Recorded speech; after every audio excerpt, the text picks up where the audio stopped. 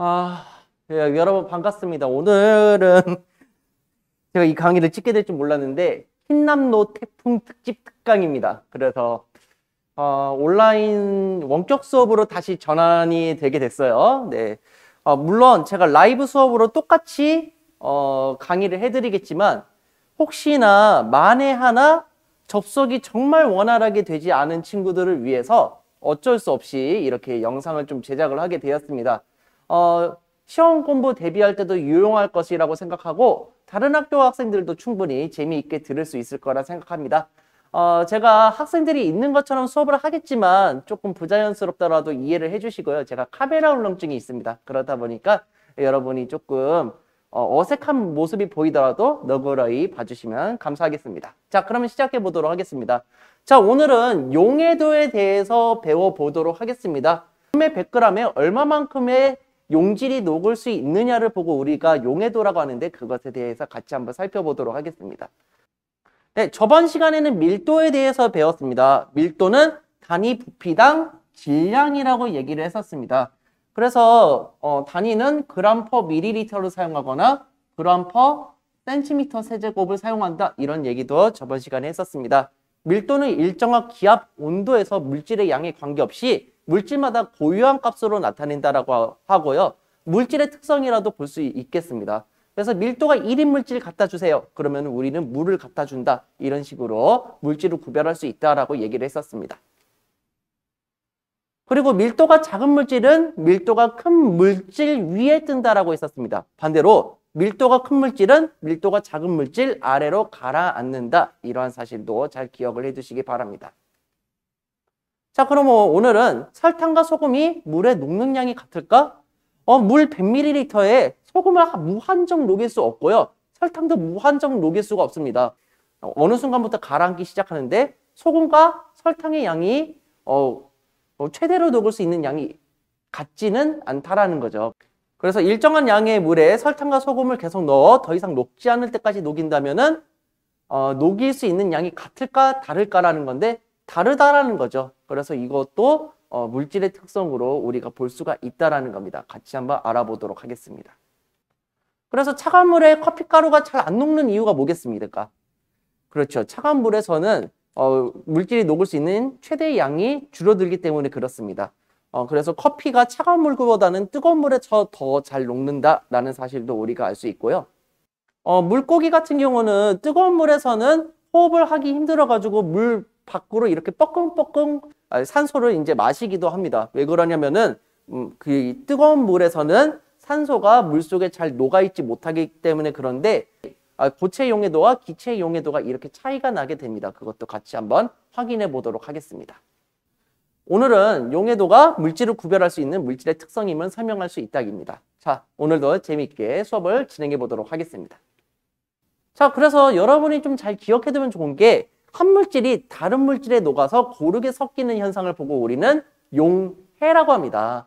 그래서 이 용해를 잘 기억해 두셔야 되는데 이 용해에는 세 가지 용어를 좀 잘 기억을 해 두셔야 됩니다. 용질, 용매, 그리고 용액이라고 하는 겁니다. 그래서 용매는요, 용질을 녹이는 물질이라고 생각하시면 되고요. 용질은요, 녹는 물질이라고 생각하면 됩니다. 용질하고 용매가 더해지게 되면은 용액이 되게 되는 것입니다. 그래서 용매는요, 다른 물질을 녹이는 물질이라고 생각하시면 되고, 용질은 이때 다른 물질에 녹는 물질이라고 생각하면 되는 겁니다. 용질이 꼭 고체일 필요는 없어요. 액체일 수도 있고 기체일 수도 있는데 용매랑 용질이 둘 다 액체인 경우에는 양이 많은 게 용매라고 생각하시면 되고 양이 적은 게 용질이라고 생각하시면 됩니다. 뭐 예를 들어서 물하고 에탄올하고 딱 섞는다고 생각했을 때 물의 양이 많고 에탄올의 양이 적으면은 물의 양이 용매 그리고 에탄올의 양이 용질이라고 생각하면 되는 겁니다. 그게 바로 우리가 먹는 소주죠. 그래서 용매랑 용질이 다 더해지게 되면은 이런 걸 보고 우리는 용액이라고 하는 것입니다. 설탕물과 같이 용질과 용매가 고르게 섞여 있는 것을 말한다라는 것을 알 수가 있는 거죠. 그래서 이 설탕을 만약에 녹인다라고 생각했을 때 이 설탕이 용질이고요. 이제 설탕을 녹이는 물이 용매가 되는 겁니다. 그리고 마지막으로 설탕물이 용액이 된다는 것을 확인할 수가 있는 겁니다. 자, 그래서 일정한 양의 용매에 녹을 수 있는 용질의 양에는 반드시 한계가 존재하게 됩니다. 그래서 예를 들어서 싸이라는 가수를 너무 잘 알고 있죠? 이 싸이라는 가수가 콘서트를 열면 매진이 될까요, 안 될까요? 그렇죠. 매진이 됩니다. 그런데 이 상태에서 제가 만약에 저 매진이 됐어도 저 한번 들어가게 해주세요 하면은 들여보내줘요, 안 들여보내줘요? 그렇죠. 안 들여보내준다라는 겁니다. 이러한 상태를 보고 우리는 포화라고 하는 겁니다. 그래서 가루가 더 이상 녹지 못하는 용액을 보고 우리는 포화 용액이라고 합니다. 그래서 어떤 온도에서 일정한 양의 용매에 용질이 더 이상 녹을 수 없을 만큼 최대로 녹아있는 용액이라는 거죠. 그래서 이 용액에다 가루를 조금이라도 더 넣게 되면은 그때부터는 녹지 않고 가라앉게 된다라는 겁니다. 이런 것을 보고 우리는 포화 용액이라고 합니다. 그런데 제가 좋아하는 개그맨 중에 하나인데 박성광 님이 팬미팅을 열었습니다. 무려 50좌석이나 만들었는데 실제로 팬들이 찾아온 명수는 12명밖에 안 된다는 거죠. 저희 하나급은 한 25명 정도가 되는데 이 25명하고 제가 같이 가서 들어가겠다고 하면은 들어가서 같이 팬미팅을 즐길 수가 있는 거죠. 너무 불쌍하긴 한데 이날 좀 날씨가 좀 많이 안 좋았다고 했던 것으로도 기억을 하고 있습니다. 그래서 매니저라는 분이 되게 열심히 준비하셨는데 이렇게 12명밖에 안 오는 상황이 나왔는데 당연히 몇 명까지 들어갈 수 있겠어요? 38명이 더 들어갈 수 있는 상황이다라는 거죠. 용질이 더 녹을 수 있는 상태를 보고 우리는 불포화 용액이라고 하는 겁니다. 포화 용액보다 용질이 적게 녹아있는 용액이라고 생각하시면 되는 거죠. 마지막으로 이 차의 인승이 2인승밖에 되지 않거든요. 그런데 뭐 한 14명 이렇게 들어가는 것 같아요. 이게 그런데 실제로 도로에서 운전할 때는 안 된다라는 거죠. 그러면은 결국에는 14명이 예를 들어서 탔다. 그럼 12명은 다시 내려야 되는 상황이 오게 되는 겁니다. 이렇게 과하게 들어가 있는 상태다라고 해서 과포화 용액이라고 하고요. 일정한 온도에서 용질이 용해도 이상, 즉 포화 용액 이상으로 녹아있는 상태로 가루가 석출이 되는 겁니다. 그래서 물에서 예를 들어서 황산구리를 넣으면요. 이렇게 녹겠죠. 불포화 용액은 더 녹일 수가 있는 거예요. 그런데 포화 용액은 더 녹이지 못합니다. 최대로 녹아 있어요. 그러면은 이 상태에서 가루를 만약에 더 넣었다. 그러면은 녹지 못하고 이렇게 가루로 남아있게 되는 겁니다. 용질이 바닥에 가라앉는 상태가 나오게 된다는 거예요. 이런 걸 보고 우리는 과포화 용액이라고 한다고 기억해 주시면 되겠습니다. 자, 그럼 일정한 양의 용매에 최대로 녹을 수 있는 용질의 양은 얼마나 될까? 이제 한번 알아보도록 할 텐데요. 이런 거를 우리가 어떤 걸로 나타내냐? 자, 그래서 용해도는 어떤 온도에서 용매 100g에 최대로 녹을 수 있는 용질의 그람수라고 하는 겁니다. 그래서 기체 같은 경우는 상당히 적게 녹아 있거든요. 물 100g에 산소가 0.0091g 녹을 수 있어요 라는 뜻이에요. 이산화탄소 같은 경우는 0.18g 정도 녹을 수 있네요. 그리고 염화수소 같은 경우는 100g에 약 70g 정도 녹을 수 있어요 라는 뜻입니다. 그래서 염화수소랑 물이 합쳐지면 그게 바로 염산이라는 겁니다. 여러분이 많이 들어보셨을 것 같아요. 고체 용해도 같은 경우는 온도와 함께 표시를 해야 됩니다. 그래서 뜨거운 물에 용질이 조금 더 잘 녹거든요. 그런데 기체 용해도 같은 경우는요. 온도와 압력의 영향을 둘 다 받습니다. 그래서 온도와 압력 둘 다 표시를 하고 있다. 고체 용해도는 온도와 함께 표시를 하고 있다. 기억을 해두셔야 되겠습니다.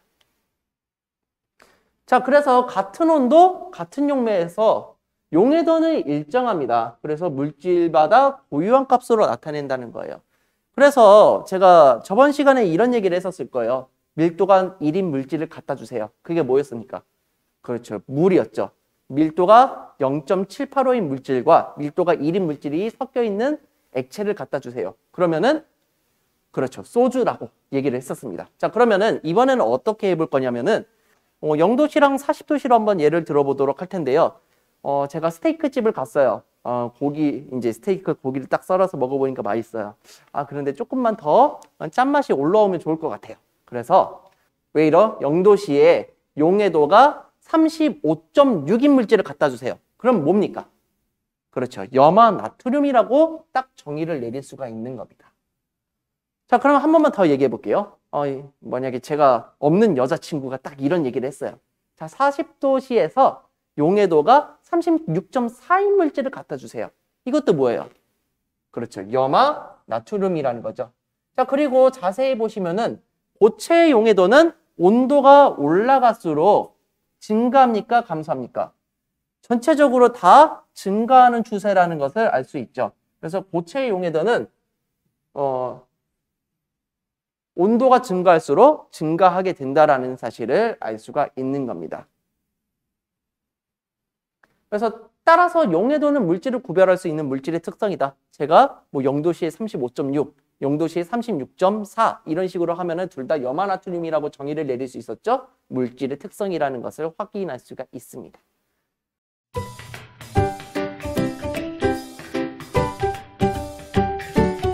넣어서 돌리면은 다시 조금씩 다시 사라질 거예요. 근데 조금 뜨거운 물을 붓긴 해야 되는데. 안 되는 것 같아요. 좀 오랫동안 해야 될 거예요. 이게 온도가 많이 내려갔기 때문에 다시 사라져요. 다시 넣으면.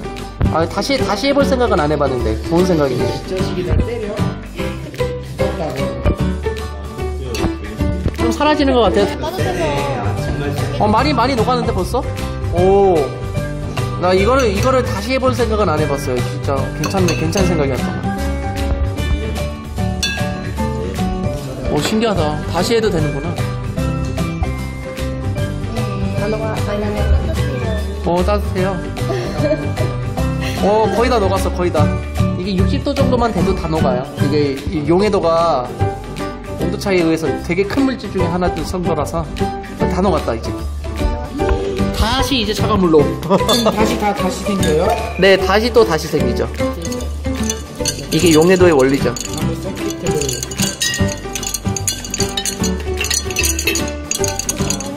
그럼 다시 꺼내면 또 다시 나왔어요. 다시 하얀색 가루가 다시 보이죠. 힘들어요. 힘들어요? 이제 그만하려고. 자, 실험을 잘 보고 오셨죠? 그래서 이와 같이 고체 용해도는 온도에 따라서 달라지게 된다. 자, 그러면은 온도에 따른 물질의 용해도는 용해도 곡선으로 나타낼 수 있습니다. 이렇게 그래프 모양으로 되어 있는 것을 보고 우리는 용해도 곡선이라고 해요. 세로축이 용해도, 가로축이 온도입니다. 그래서 온도에 따른 용해도의 변화를 보겠다는 건데, 대체적으로 고체 용해도는 온도가 높아질수록 용해도는 증가하게 된다는 겁니다. 그래서 고체 용해도 한정이고요. 온도가 높을수록 증가한다는 것을 그래프 경향성으로도 확인을 할 수가 있겠습니다. 자, 그래서 우리가 라면을 끓여 먹을 때 찬물에 스프를 풀어요? 아니면 뜨거운 물에 스프를 풀어요?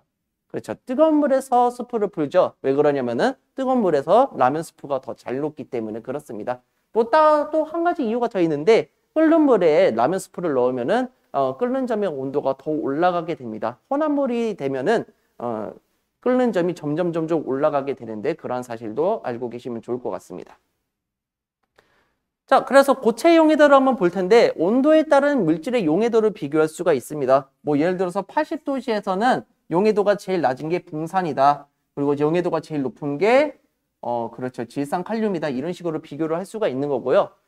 자, 용액을 냉각할 때 설출되는 용질의 양을 바로 알 수가 있습니다. 예를 들어서 뭐 70도 정도 되는 지점에서 용해도가 이제 135 정도 되는 게 있어요. 질산칼륨으로 예를 들어볼까요? 그런데 이게 만약에 20도씨까지 내려갔다고 생각하면은 약 보니까 32 정도 될 것 같아요. 그러면은 135에서 32를 빼줬다. 그러면은 103 정도의 가루가 석출이 될 수 있다라는 것을 알 수가 있는 거죠. 용질이 석출된다라는 표현으로 우리가 기억하시면 좋을 것 같아요. 자, 그래서 온도에 따른 용해도 변화가 가장 큰 물질과 가장 작은 물질은 무엇일까? 온도에 따른 용해도 변화가 가장 큰 물질과 작은 물질은 기울기로 보면 되는 겁니다. 그래서 이 기울기가 가장 큰 것과 가장 작은 걸 보자면은 질산칼륨이 가장 크고요. 그리고 보면은 염화나트륨이 가장 작다는 것을 알 수가 있습니다. 그래서 답을 보자면은 용해도 변화가 가장 큰 물질은 질산칼륨이고 용해도 변화가 가장 작은 물질은 염화나트륨이다. 이렇게 확인을 해볼 수가 있겠습니다. 자, 용액을 냉각하면은 냉각한 온도에서의 용해도보다 많이 녹아있던 용질이 석출이 된다라는 겁니다. 그래서 여러분이 이거는 꼭 잘 기억해 두셨으면 좋겠는데요. 석출되는 용질의 양에 대해서 우리가 잘 파악을 하고 있어야 된다는 거죠. 예를 들어서 높은 온도에서 처음 녹아있던 용질의 양으로 한번 해볼게요. 그래서 60도씨에서 만약에 110 정도가 녹아 있었습니다. 그런데 이거를 30도 정도로 낮췄더니 45 정도의 용해도로 이제 줄어들게 되었대요. 그래서 처음 녹아있던 양은 110이죠.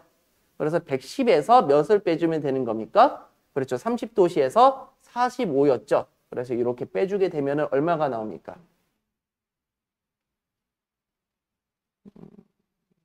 65 정도가 나오는 것을 확인할 수가 있습니다. 이렇게 65g의 용질이 석출된다 이렇게 확인을 할 수가 있다라는 겁니다. 그래서 이런 식으로 확인할 수가 있고 꼭 높은 온도에서 포화 용액이 아니어도 돼요. 예를 들어서 100g이 녹아 있었 80g이 녹아 있었다라고 해볼까요? 자, 그래서 60도에서 80g의 질산칼륨이 녹아 있는데 이거를 30도까지 낮췄다. 그러면은 110 대신 우리가 80을 적어주면 되겠죠. 80 빼기 45는 몇 나오겠어요? 그렇죠. 35g의 용질이 석출될 것이다 라는 것을 확인할 수가 있겠습니다. 자, 그러면은 그림에서 제시된 물질 중 20도씨의 물 100g에 가장 많이 녹을 수 있는 물질을 써보자. 그러면은 20도씨에서 쭉 올려부어서 제일 높은 거를 적어주면 돼요. 어떤 게 제일 높습니까? 그렇죠. 질산 나트륨이라는 물질이 녹아있을 것이다 라고 예측을 할 수가 있는 겁니다. 그래서 이 질산 나트륨 이렇게 답을 적어볼 수도 있겠고요. 그래서 고체 용해도는 높은 온도에서의 고체 용해도는 용해도가 증가하고요. 낮은 온도에서의 고체 용해도는 용해도가 감소한다라는 사실을 꼭 기억해 두시고요. 그러면은 이번에는 기체 용해도에 대해서 한번 배워보도록 하겠습니다.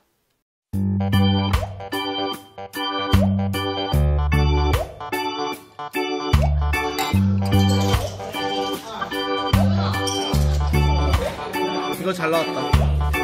너네가 정확하게 했나 보구나. 양을. 역시. 저 덕분이죠. 제가 프리스타일로 끝나는 거라서 저 덕분이에요. 이거 잘하면 이걸로 유튜브 쓰겠다.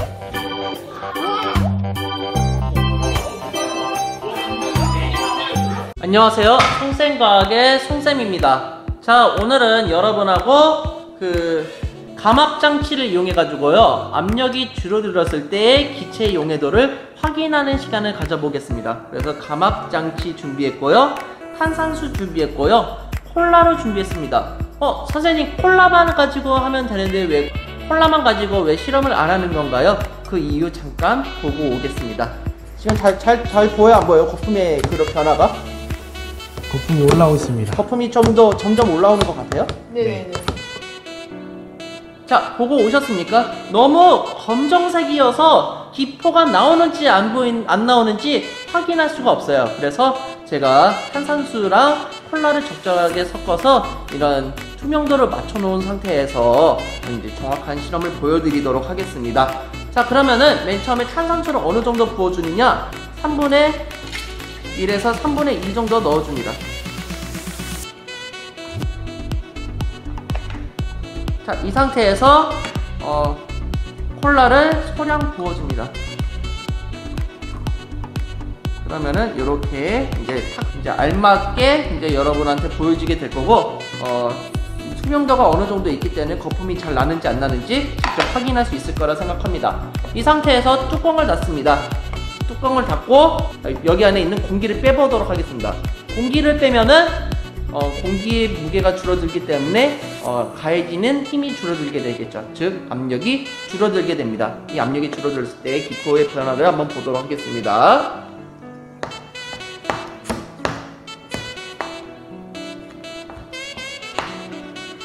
천천히 해도 되니까요, 이렇게 천천히 아래에서 위로 끌어올려 주세요. 거품이 방금 전보다 되게 많이 증가하는 것을 확인할 수 있죠. 자, 계속 올려줍니다. 방금 전하고 비교가 안 될 정도로 기포가 많이 발생하는 것을 확인할 수 있습니다. 이게 공기를 뺄수록 힘이 진짜 많이 들어가요. 나중에 여러분께서 열어보시면 아시겠지만 공기를 뺀 상태에서 이 뚜껑이 열리지도 않습니다. 이런 것도 확인할 수 있는데 거의 안이 진공 상태에 조금 더 가까워진다라고 보시면 되겠어요. 안쪽은 압력이 작고 바깥쪽이 압력이 큰 상태인데 안쪽이 압력이 작다 보니까 내부 압력이 지금 줄어들었어요. 그렇기 때문에 기포가 더 많이 발생하는 것을 알 수 있죠. 기포가 이렇게 많이 발생하는 것을 확인할 수 있는데 기포가 많이 발생했다는 것은 뭐겠어요? 그렇죠. 압력이 낮아지니까 용해도가 감소한다는 거예요. 그러니까 이 기포가 이 용액 안에서 도저히 녹아있을 수가 없어. 못 버티겠어. 난 나갈 거야 하면서 공기 중으로 날아가는 거예요. 그렇기 때문에 용해도가 감소하는 사실을 알 수가 있고요. 이 상태에서 공기를 넣어주면은 내부 압력이 증가합니다. 이럴 때 기포 변화를 한번 보도록 할 거예요. 자, 방금 전보다 기체가 많이 발생합니까? 조금 발생합니까? 많이 발생하지 않고 이제 조금 발생한다는 것을 알 수가 있죠. 그래서 기포의 양이 이제 많이 날아가지 않는다는 것을 확인했을 때 다시 용해도가 증가했기 때문에 더 이상 이 기체를 보낼 이유가 없다는 것을 확인할 수 있다는 거죠. 다시 한번 해볼게요. 자, 지금 공기를 계속 빼고 있습니다. 기포가 많이 발생하는 것을 확인할 수 있죠. 지금 용액을 차가운 걸 써주는 이유는 안에 기체를 최대한 녹이기 위해서 용해도를 높이기 위해서 그랬어요. 그런데 압력을 낮춰주니까 용해도가 감소하면서 지금 기포로 많이 날아가는 것을 확인할 수가 있죠. 자, 이 상태에서 다시 공기를 넣어주면 압력이 증가합니다. 어떻게 되는지 한번 볼게요. 자, 기포의 발생량이 처음보다 많이 줄어들었다는 것을 알 수 있죠. 다시 용해도가 증가했기 때문에 이 기체를 굳이 덜 녹일 필요 없이 내가 가지고 있겠어, 이런 말이라고 생각하시면 되겠습니다. 즉 용해도가 증가했다는 얘기입니다. 자, 실험 영상 잘 보셨습니까? 기체의 용해도에 대해서 배웠는데요. 우리가 사이다를 어떻게 하면 맛있게 먹을까로 잘 기억을 해보시면 될 것 같아요. 그래서 기체의 용해도는 물질의 종류에 따라서 다르며 온도와 압력의 영향을 받게 되는 겁니다. 우리가 뜨뜻한 콜라를 먹고 싶어요? 아니면 차가운 콜라를 먹고 싶어요? 그렇죠. 차가운 콜라를 먹고 싶죠. 차가운 콜라에 탄산이 많이 녹아있기 때문에 그렇습니다. 그래서 기체의 용해도는 고체의 용해도와 다르게 차가울수록 더 용해도가 커지게 됩니다. 그리고 뚜껑을 오랫동안 열어놓은 그 콜라를 드시고 싶으세요? 아니면은 뚜껑을 꽉 닫아놓은 콜라를 드시고 싶으세요? 그렇죠. 뚜껑을 꽉 닫아놔야 되겠죠. 꽉 닫으면은 내부의 압력이 높아지기 때문에 기체가 더 많이 녹을 수가 있는 겁니다. 그래서 압력이 높아질수록 기체의 용해도가 커진다라는 사실도 알고 계시면 좋을 것 같은데요. 하나하나 정리해 볼게요. 첫 번째, 온도가 높을수록 이산화탄소의 용해도가 감소하므로 음료에 녹아있던 이산화탄소가 기포로 빠져나오는 겁니다.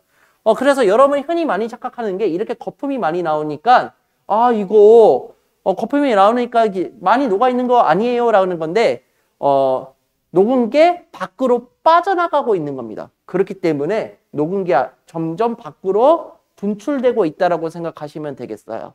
그런데 많이 녹아 있는 것을 저장할 수 있는 용량이 크면 거품이 적게 나오게 됩니다. 그래서 기포가 차가울수록 적게 나온다는 사실을 알 수가 있습니다. 그리고 병뚜껑을 열면요, 병의 내부 압력이 낮아지게 됩니다. 그래서 낮아지게 되면서 또 거품이 많이 나고 있죠. 거품이 많이 나는 게 많이 녹는 게 아니라 적게 녹아서 나오게 된다는 겁니다. 빠져나온다, 이렇게 적을까요? 이렇게 확인을 할 수가 있겠습니다. 그래서 이산화탄소가 기포로 빠져나온다는 사실을 꼭 잘 알고 계시면 좋을 것 같고요. 자, 기체의 용해도는 온도가 어떨수록 작아진다? 그렇죠. 높을수록 작아지고요. 압력이 낮을수록 작아지는 겁니다. 그럼 이것과 반대되게끔 하면은 콜라나 사이다를 참 맛있게 먹을 수가 있겠죠. 그래서 온도가 낮을수록 그리고 압력이 높을수록 기체의 용해도가 증가한다는 겁니다. 이렇게 알고 계시면 되겠습니다. 그래서 낮은 온도에서 기체의 용해도는 용해도가 증가하고요. 높은 온도에서의 기체의 용해도는 용해도가 감소한다라는 사실 꼭 기억을 해두시면 좋겠고요. 높은 압력에서의 기체의 용해도는 용해도가 증가하게 되고요. 낮은 압력에서의 기체의 용해도는 용해도가 감소한다는 사실을 우리가 사이다를 어떻게 하면 맛있게 먹을까? 콜라를 어떻게 하면 맛있게 먹을까? 이렇게 생각하면 쉽게 알 수 있다는 겁니다. 그래서 고체 용해도와 기체 용해도도 다시 한번 비교를 해보도록 할게요. 그래서 고체 용해도는요. 온도가 증가할 경우 고체를 용매에 녹였을 경우에는 용해도가 증가하게 됩니다. 그리고 기체를 용매에 녹였을 경우에는 용해도가 감소하게 되겠죠. 그러니까 온도로 딱 봤을 때는 고체의 용해도와 기체의 용해도가 정반대입니다. 그래서 고체 용해도는 용매에 녹였을 경우에 용해도가 증가하고 기체를 용매에 녹였을 경우에는 용해도가 감소하게 됩니다. 그래서 압력이 증가하는 경우를 생각해 봤을 때 고체를 용매에 녹였을 경우에 용해도에 딱히 큰 변화가 없습니다. 그래서 고체는 딱히 생각을 안 해주면 된다고 생각하시면 되겠고요. 기체를 용매에 녹였을 경우에는 용해도가 증가한다는 사실도 알면 도움이 될 것 같습니다. 자, 그럼 문제를 한번 풀어보도록 할 텐데요. 어떤 온도에서 용매 100g에 최대로 녹을 수 있는 용질의 그람수를 보고 우리를 뭐라고 하자고 했습니까? 그렇죠. 용해도라고 하자고 했었습니다. 자, 2번 문제 한번 풀어보겠습니다. 같은 온도, 같은 용매에서 용해도는 일정하고 그리고 물질마다 고유한 값으로 나타나기 때문에 어떠한 특성이다? 그렇죠. 물질의 특성이다라는 사실 잘 기억해 두시기 바라고요. 자, 기체의 용해도는 어떨수록 커진다고요? 온도가 낮을수록 커진다고 했었죠. 그리고 압력이 높을수록 커진다라는 사실도 잘 기억해 두시기 바랍니다. 자, 4번 문제입니다. 냉장고에 있던 탄산음료의 마개를 천천히 열면 기포가 적게 발생하지만 빠르게 열면 기포가 많이 발생한다고 합니다. 그 까닭이 무엇입니까? 그렇죠. 탄산음료 병 안은요, 바깥보다 압력이 높은 상태입니다. 병의 마개를 천천히 열면은 압력이 서서히 낮아지기 때문에 물에 녹아있던 이산화탄소 기체가 조금씩 빠져나오게 됩니다. 하지만 마개를 빠르게 열면은 압력이 급격하게 변화가 되기 때문에 이산화탄소 기체가 빠르게 빠져나가서 기포가 많이 발생합니다. 그래서 막 흔든 그 콜라를 천천히 따면은 그래도 조금 덜 넘치게끔 열 수 있지만 뭐 예를 들어서 확 열었다 그러면 그대로 분출되는 걸 확인할 수 있죠. 이러한 이유 때문에 그렇습니다. 자, 5번 문제인데요. 이 문제는 좀 개인적으로 좋은 문제입니다. 기억을 해두시기 바라고요. 고체 물질 A를 80도씨 물 50g에 고체 물질을 녹여서 포화용액을 만든 후 20도씨로 냉각을 한대요. 그러니까 80도씨에서 몇 도씨로 냉각을 한대요? 20도씨로 냉각을 한대요. 용매는 물이 되겠네요. 물 50g이에요. 그래서 몇 g의 가루가 석출되는가? 여기에 용해도가 나와 있는데 이 용해도 같은 경우 용매 몇 g에 녹아 있는 거예요. 그렇죠. 용매 100g에 녹아 있다는 것을 확인할 수 있죠. 그런데 지금 우리는 용매를 몇 g만 썼어요. 그렇죠. 50g만 썼기 때문에 녹을 수 있는 가루 양도 절반으로 줄어들겠죠. 자, 그러면 우선은 80에서는 150g이 녹을 수 있는데 20도씨에서는 90g이 녹을 수가 있대요. 그러면 빼주게 되면은 용매를 100g에서 썼을 때는 60g의 용질이 석출이 된다라는 거예요. 자, 그러면은 60g의 용질이 석출이 된다라는 건데, 자, 그런데 우리가 용매의 양이 절반으로 줄어들었잖아요. 그러면은 석출되는 가루의 양도 절반으로 줄어들겠죠. 60을 2로 나누게 되면은 몇 g의 용질이 석출되는 거예요. 그렇죠. 30g의 용질이 석출된다라는 것을 확인할 수가 있습니다. 그래서 이런 원리를 정확히 잘 기억을 해두시면 되는 거고요. 자, 그럼 정답이 맞는지 한번 살펴보도록 할 텐데요. 제가 방금 전에 얘기했듯이 150g을 90g으로 빼주니까 60g의 가루가 석출된다. 그런데 이거는 용매 100g이었을 때 가루 석출되는 용질의 양이겠죠. 그래서 이거를 절반으로 나누어져야 됩니다. 그래서 100g에서 50g으로 딱 나눠졌죠. 그래서 이거를 굳이 사용하자면은 100에서 50으로 나누면 2가 나오죠. 그래서 60을 2로 나누게 되면은 30g의 용질이 석출된다. 그래서 물 50g에서는 이렇게 30g의 용질을 온도를 낮췄을 때 석출이 된다라는 사실을 확인할 수가 있겠습니다. 자, 도전 문제 한번 보도록 하겠습니다. 용해도에 관한 설명으로 옳지 않은 것은 답은 몇 번일까요? 다른 물질의 녹는 물질은 용질이다?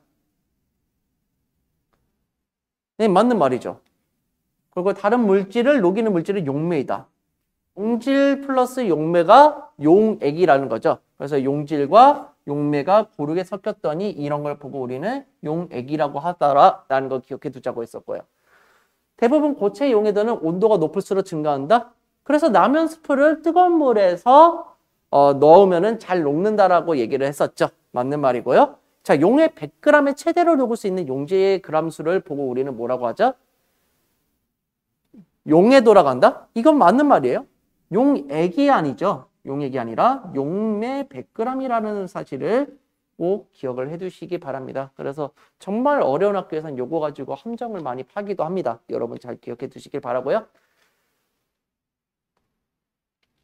다음 이 시간에는 끓는 점, 녹는 점, 어는 점이 물질을 구별할 수 있는 물질의 특성이 되는지 알아보도록 하겠습니다. 그래서 아마 다음 강의는 아이들과 함께 하게 될 것 같고요. 오늘은 좀 급하게 영상을 만들다 보니까 저 혼자 이렇게 생쇼를 하면서 이렇게 강의를 했습니다.